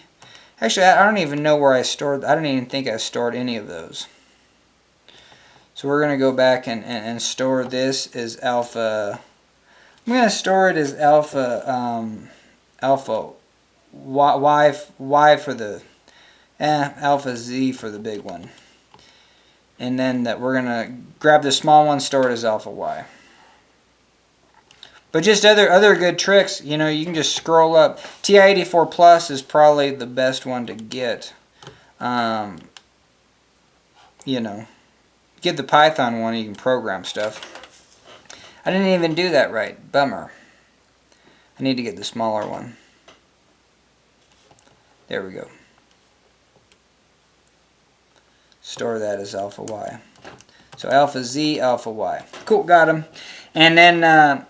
so the shell can only stretch up to here. We're going to take that alpha Z minus 0.01, store that as alpha W. So we have this remainder, and that's how much the cylinder, the inside cylinder is going to elongate. So we're going to do this. We're going to go change in length is FL over EA. And we're going to say, hey, change in length of the cylinder, which is 0.00862. Cool. So now what we want to find is the load on the cylinder. That's even though we were trying to find the load on the shell, it'll be it'll be a kind of a two-part process. So here we go. So we're going to take we rearrange this equation, and we have force is equal to change in length cylinder times EA divided by L. So that's going to be that 0.00862. Modulus of elasticity is 29 million. Area of the cylinder is at alpha B. That's 1.767. Stored in my calculator as alpha B. L is 14.99, so we're talking about the cylinder. Let's do it. And this is alpha W in my calculator. Alpha W times 29 times 10 to the 6 times alpha B divided by 14.99. Cool, and we get a force of 29,472 pounds. And we're going to store that as alpha C in our calculator. All right, so this is the force required to get it that distance. Now we don't have to do anything more, but we will. Let's say we want to take let's say use the same equation. We're going to go force, but we're going to go change in length of the cylinder, and not the cylinder, the shell. So I guess change in length of the shell, EA over the length of the shell. And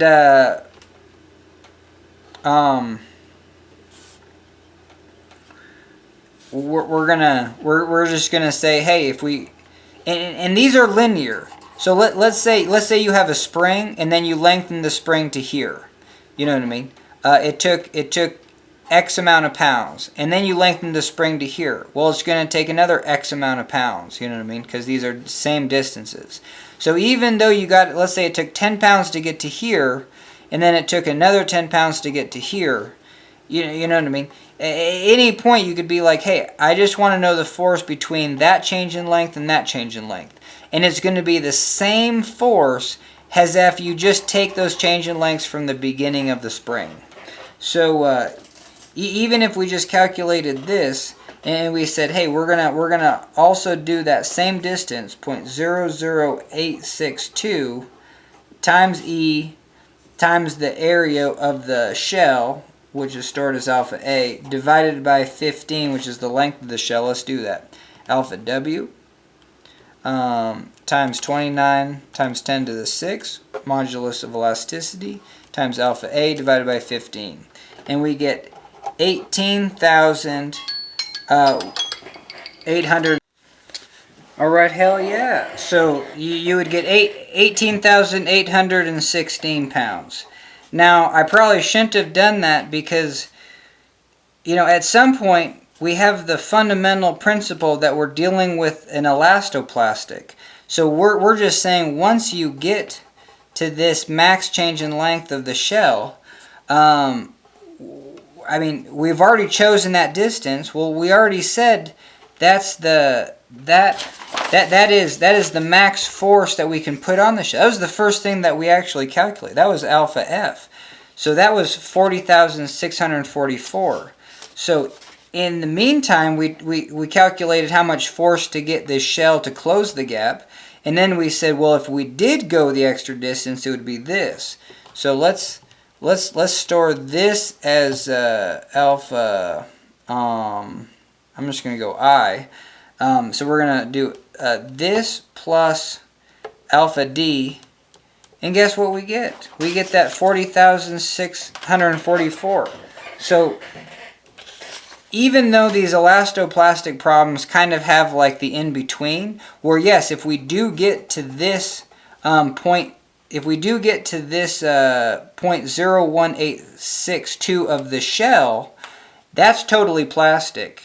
And then you can just say, well, that's easy. It's just the max strength of the shell. And once you, that load is your max, taking that shell to the max strength, if you call it strength. Now, and then you can go back here and be like, well, the change in length of the cylinder, what's that max? Well, we said 0.0186. And if we go back here, did we already reach that? Because if we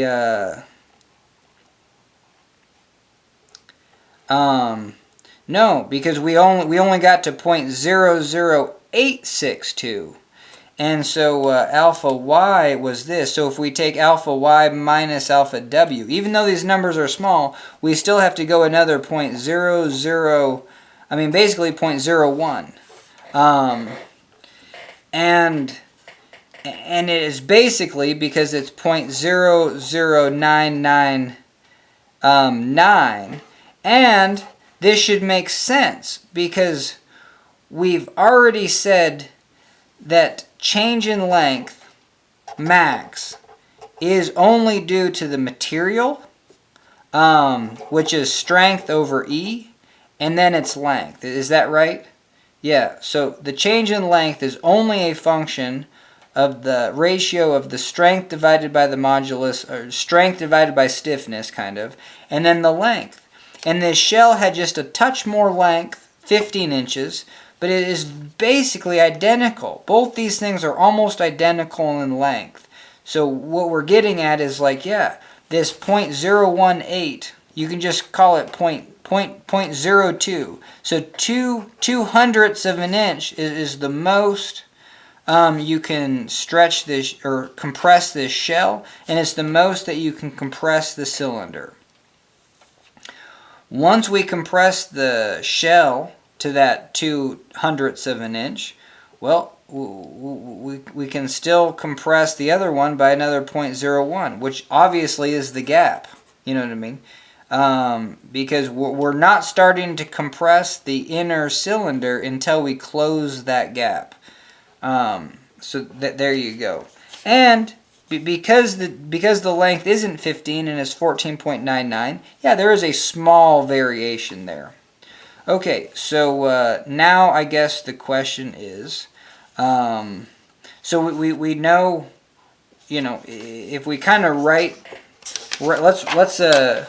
write what we know, just so we're all on the same page. So we have 40,644. That's the load. That's the max. Well, let's write one more because we got to write one above that.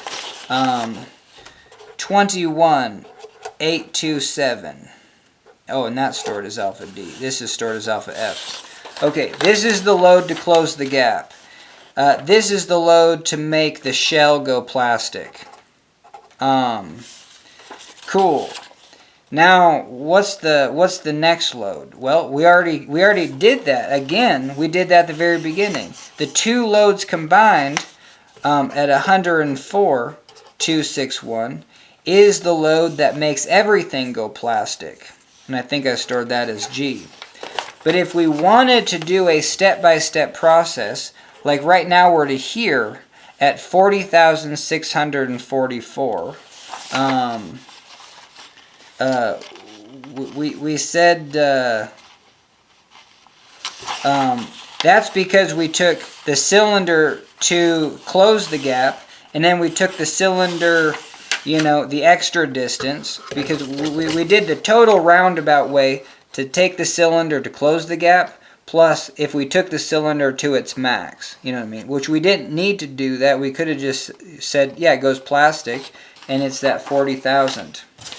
Which was the initial number that we got. And then in that process, we said, well, if we take the cylinder to that distance, it has a load of 29,000. So,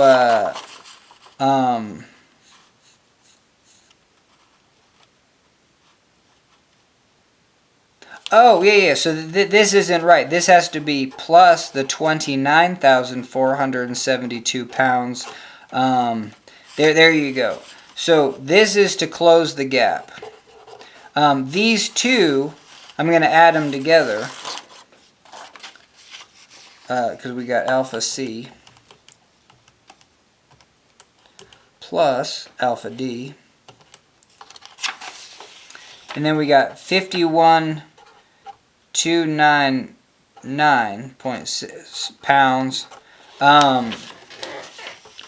We better do a check on reality there.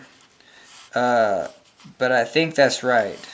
Because if we said if we said 40,000 pounds plus to close that gap, I mean to get the outer shell to go plastic, you have to take it the 0.00862 and and then you would use this force equation. So you're going to go 0.00862 modulus of elasticity, the area of the shell divided by the length of the cylinder. And we did that. That was C. Let's do that one again though, just to make sure. W times 29 times 10 to the 6 times alpha B divided by 14.99. Yeah, and that's what we get. So we would have that 40,000 plus alpha C. Yeah, that's I knew my answer was wrong. But yeah, we get 70,000. There was an error there. This is like the first error that I've made during this. So let's see. I think I just added them wrong. I don't know what the hell I was adding. Alpha F plus alpha C. Yeah, obviously that's not that. I think I was alphaing alpha D plus alpha C. Alpha D plus alpha. Was that? Yeah. Don't add the. Yeah. So the first one is to close the gap. Once this goes plastic, well, you already pushed down on this cylinder, and so it took 29,000. So there's your value for there, and this is when the shell goes plastic of the shell. Yep, and then you have when the cylinder goes plastic, and that's going to be that slightly less number, 0.0186. So that's when that's going to happen, and that's the load that's going to go plastic. Cool. And if you wanted to do it in parts, well, holy Toledo, we already determined that the cylinder, we already said, well, hey, let's say we take that 0.00862 and get that load, but now we want to take it to its max change in length, which we've already done up here. So that's an alpha Y minus alpha W. And then so there you go. So now we would have the force. You would have force. Well, let's do. All right, hell yeah. I can take a breath. You know what I mean. Change in length is FLEA, and we want to know the force. So we're going to rearrange change in length EA over L, and we want to know. And then the change in length is that 0.0862 minus alpha W point.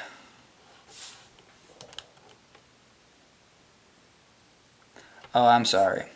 0.01860 minus 0.00862. And what we're talking about is we got the shell to go plastic right there, but now we have to figure out when the cylinder is going plastic, and we already know that because we already found this number, but we've already gone this far. So it's alpha Y minus alpha W, and this number is 0.00999. All right, and then the A of the cylinder, that's stored as alpha B. It's 1.76. Alright, my camera overheated, but we're back. Got a new pen too, so it'll be a little crisper. But what we were trying to find was that last change in length of the cylinder. It's not the max change in length. We already found the pressure on the cylinder from there to there, so it's just there to there. Anyway, and it's kind of a weird thing to do, and it's one of those things that you don't have to do, because we know that once this goes plastic, this already went plastic. We already determined that, you know what I mean, that they're going to go plastic about the same change in distance, but you do have this gap here, so this is going to go plastic first, and then this is going to go plastic second. Anyway, but let's do what we came to do, and alpha Y minus alpha W, which is, so this is going to be Y, this is W in my calculator, and so we get point, yeah, we get that number multiplied by 29 times 10 to the 6 times the area, alpha A, divided by the length. The cylinder, it's 14.99.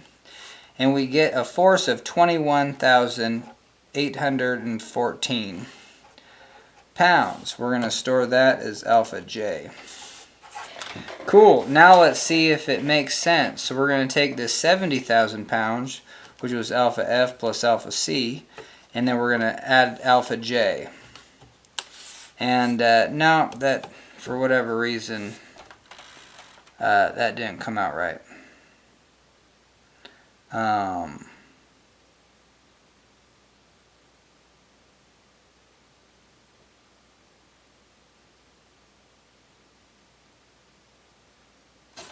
Oh, that's interesting. It seems like it should, but yep. Well, let's go back to. All right, but now we kind of have the general gist of what's going on, so we can find our errors.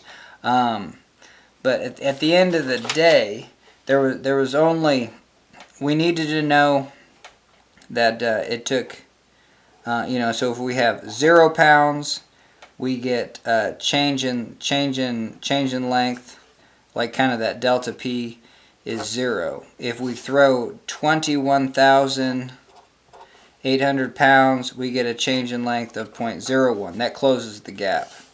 And then if we take the shell to its limit, which is 0.01862. That's going to take 70,116 pounds. And then the only other thing that can go to its limit is the cylinder. Oh yeah, no duh. Okay, so no. Oh, this is interesting.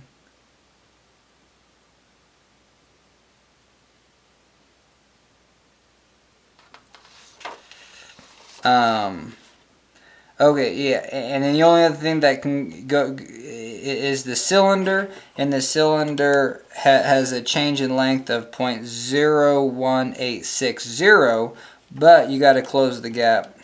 I mean, you got to add the gap in because we're taking a datum from there. Here's the delta P, and then how far? So it's going to be 0.0286. And that's going to take 104,261. All right, so those are our numbers, and let's figure out what. So here's the gap, and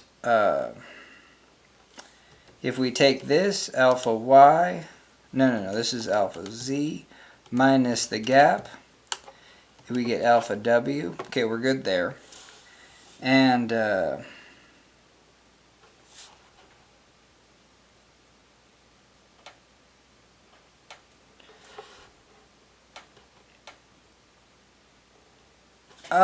I bet you I was wrong on this. Whatever I did right here. Just because the numbers are small and they're kind of similar, and then you have a gap. But let's visually talk through this. So we're going to close the gap and then go just a little bit farther. And that little bit farther is the difference between these two, which is that alpha W. This one can go alpha Y, but we've already gone alpha W. So alpha Y minus alpha W. That's what we got right there. And maybe I didn't multiply it by the right area. So times alpha B times 29 times 10 to the 6 divided by 14.99. Yeah, so I probably multiplied it by the wrong area because this is 34,145. Always good to, it's okay to make mistakes, but it's just like anytime you make a mistake, it might take a while for you to figure out where you did it. So we set up this little chart, and now if we store that as alpha J, we're going to have this 70,000, which is alpha F plus alpha C plus alpha J, and we get that 104. So there you go. So we have a full check on reality. Here's the only 3 places, but you know, for an overall understanding of what the hell's going on with this problem, let's say I put 200,000 pounds. You know what I mean? What's my delta L? I want oh, could I do that? No, you can't do that. You know what I mean? One, you can't do that, but you can do the opposite. If I have a change in length of 0.002, and again, visually, like these are real tiny. That's a real small number. So let's say I have a change in length of something actually visible, like 0.125. That's 1/8 of an inch. So what's the corresponding load? And I'll put it right down here. What's the corresponding load if I change, you know, if I actually squash this thing by a visual amount? Well, the load is just 104,261 pounds, and this does round to 62. But does that make sense? You know what I mean? We've said that you can only get so much load out of it, and that's why I did the bolt analogy in the beginning. Go grab a 1/4-inch bolt and then change its length by clamping some stuff, torquing on the nuts. You've induced approximately a 3,000 pound force. You know what I mean? So the same thing, and you can't get any more out of it. Same thing with this. You can't push down any more on it because everything's just moving plastically, and it's going to remain at this 104,262 until it literally breaks. Alright, so that's it. And the reason I did it in this little chart, because it says construct a load displacement diagram, and you're going to do that same thing. You're going to go load here and then displacement. So, I mean, we can do it. So we're going to have 0.1, 0.2, 0.3, and then you're going to have all the way up to 100, you know, 104. So 5, 1, 2, 3, 4, 1, 2, 3, 4. And then let's do it. 1, 2, and then 0.1, 0.01, 0.02, 0.03. So you're going to get about 2. It's really not to scale, but there you go. There's your first one. Your second one is about right here to 70. Ooh, that's really high. And then your next one is 0.028 to 104. Okay, so here's your chart. You're going to go here, here, and then relaxed. And even though it's not, you know, 100% to scale, is that you have less area. Your area is just the shell. And the shell, I mean, the shell is the least amount of area. So for the least amount of force, you're going to get the most change. And then once you hook both of them up, whoa, your area gets really big number.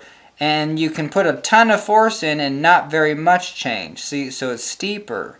But then once the shell goes plastic, hell yeah, then it tapers off because you can get more juice out of the cylinder, but nah, the shell is constant. So that's why it slackens. And then guess what? Let's say you actually went higher force, 104. Well, you can't, and this just goes this way. So don't forget to draw this plastic part right at the end. Alright, hell yeah. But that does it. That wraps it up for me, and it wraps it up for this problem. And I think I really like doing it this way, even though it takes extra long. We do make mistakes. Things do get a little bit, you know, hectic when you're having to jump from page to page for the numbers. But this problem was good, because the take-home point on this problem is you can find, you know, change in length is FL over EA, but you can rearrange it by finding the force, change in length EA over L. So at any change in length, you can find the force. And because once you close the gap, it's going to be a combination of the change in length of the shell plus the change in length of the cylinder. Well, you're going to have two forces there. Force of the cylinder, force of the shell. So those are additive.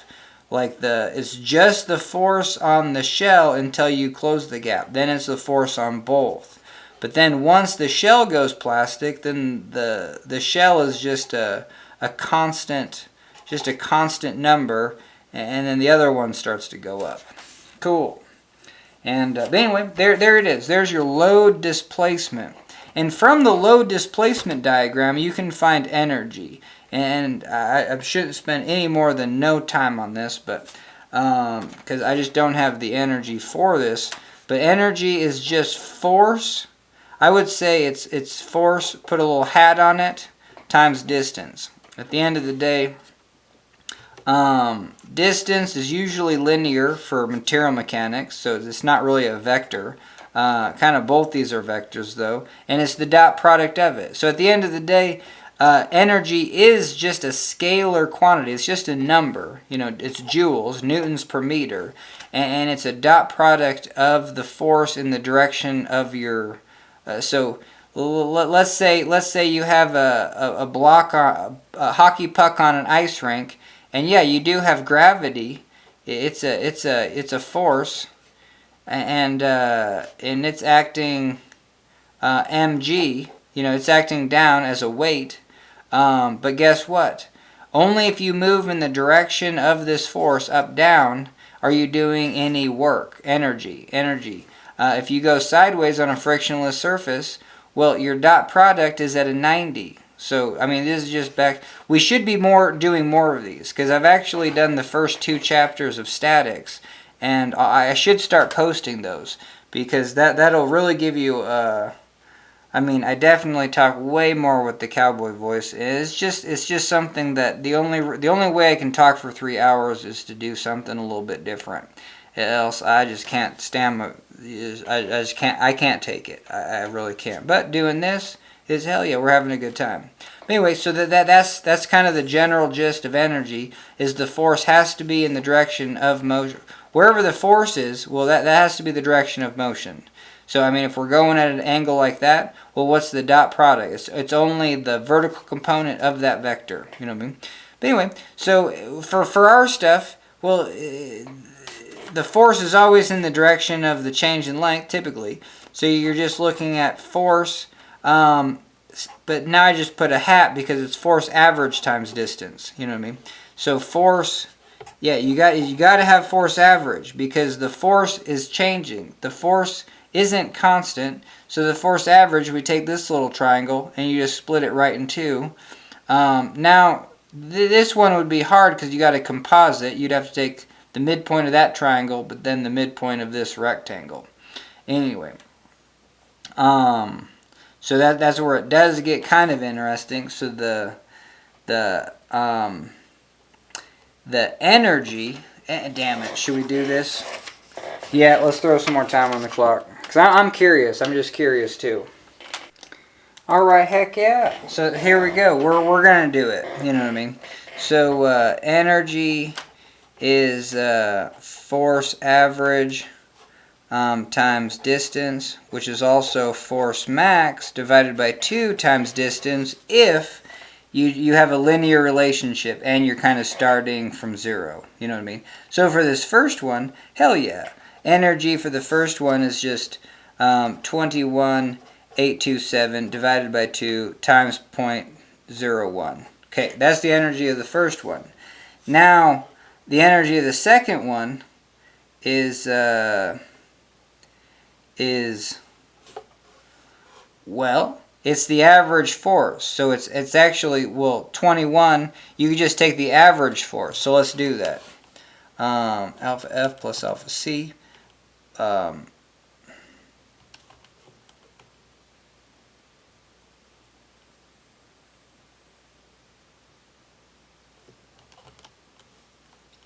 Alpha D plus. So you just add these two, divide by 2.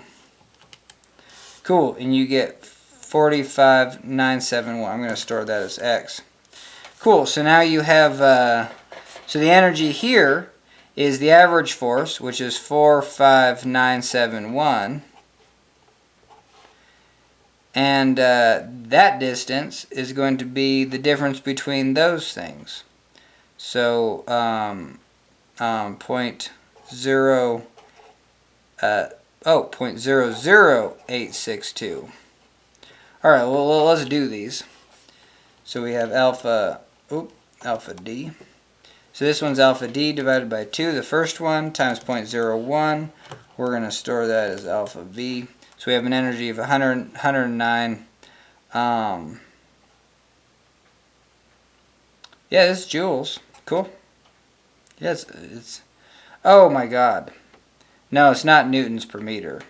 Yeah. This is pounds, inches, pound, inches.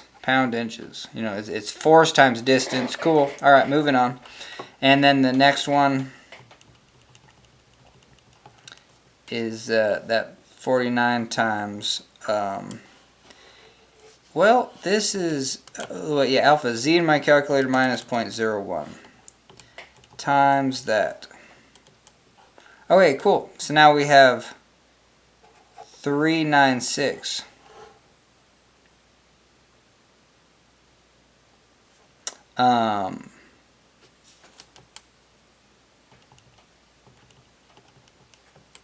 Stored as, what will we store in it? We'll store that as U.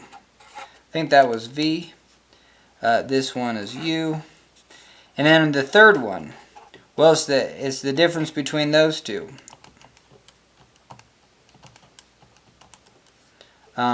So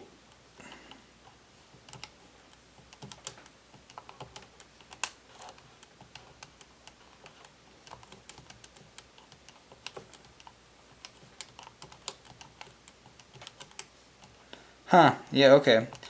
Alpha F plus alpha C stored as alpha O. Alright, so it's the difference between those two. So we have alpha, so add those divided by 2, we get that number. And 87189, and your distance is the distance between those two. That's alpha Y minus alpha Z. Whoa.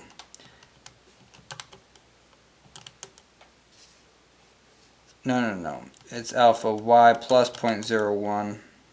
Alpha Y plus 0.01 divided by alpha Z. Damn it.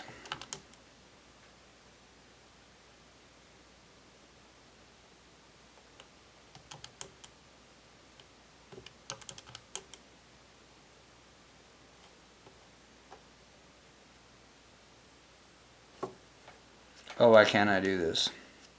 Oh, yeah, it's alpha Y plus 0.01. There we go. That's that number. Minus alpha Z. Cool. Yeah, so we got that. So that's our distance. We're going to multiply that by that average force. And we get 870.8 pounds per inch. Cool. And none of this is linear. So we can't just take a P max divided by 2, you know what I mean, times the distance delta P max. You know what I mean? That's not the energy total. So this is the energy total. If we add all those up, we're going to store that as alpha T. So alpha V plus alpha U, alpha V plus alpha U plus alpha T. And we get an energy of 1,376 pound inches. You know, force times distance.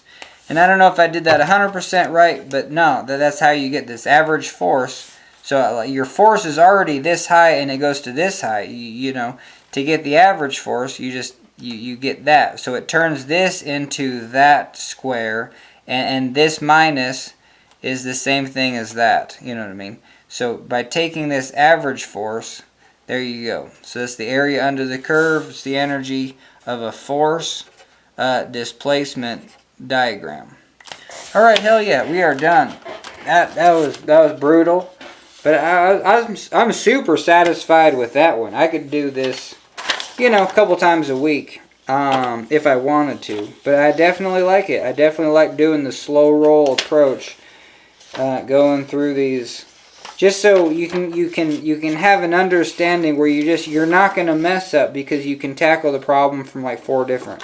Even when things get a little bit hectic number-wise, it's just for me to explain. And I think we got a pretty good system. So thanks for joining me. And guess what? That's a video.